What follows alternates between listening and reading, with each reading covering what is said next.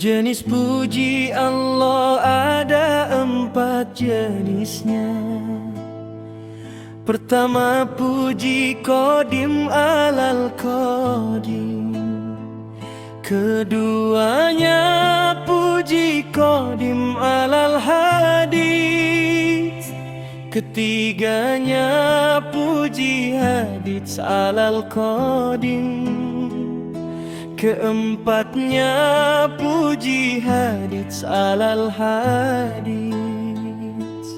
Pertama, puji Qadim alal Qadim. Puji Allah pada dirinya sendiri. Sebelum alam tercipta dari tiada menjadi ada, pujian bergema dalam keabadian zatnya. Allah memuji zatnya yang sempurna, tanpa awal, tanpa akhir, dan Allah Maha Esa. Kedua, puji Qadim alal Hadits. Kepada makhluknya, lalu terhampar semesta beserta isinya. Allah memuji hamba dengan cinta dan kasih sayangnya. Pujian Allah bagi Nabi, insan terpilih atas akhlak agungnya yang jernih. Ketiga, puji Hadits alal Qadim. Kami makhluk yang lelah bersujud, mengalunkan hamdalah, tahmid yang wujud, memuji Allah Sang Pencipta yang Maha Agung. Rasa syukur di hati tak pernah terbendung.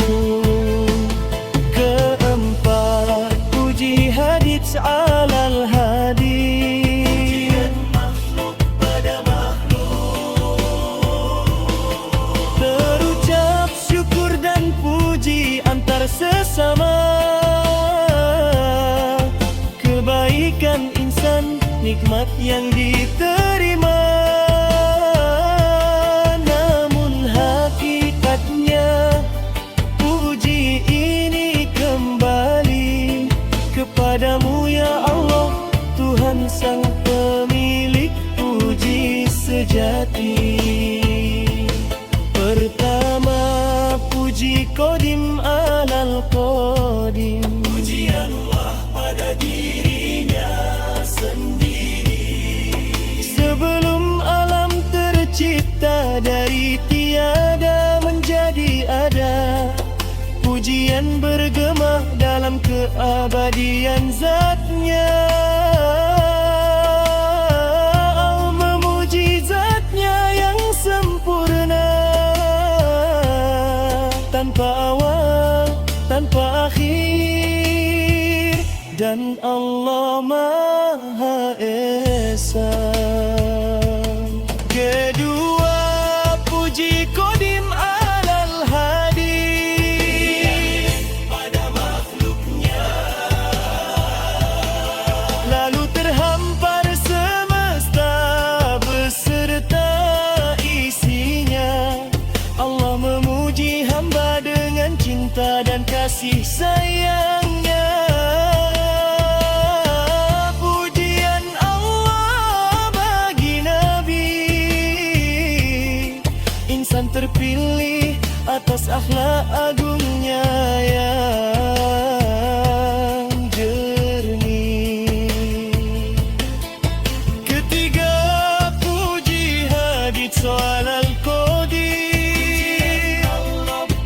Kami makhluk yang lemah bersujud,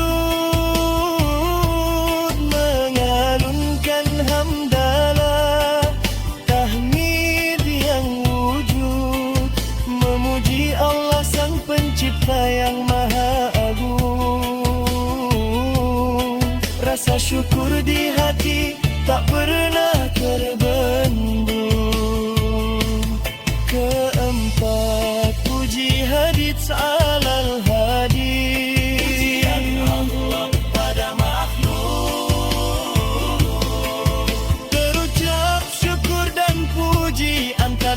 bersama. Kebaikan insan nikmat yang diterima.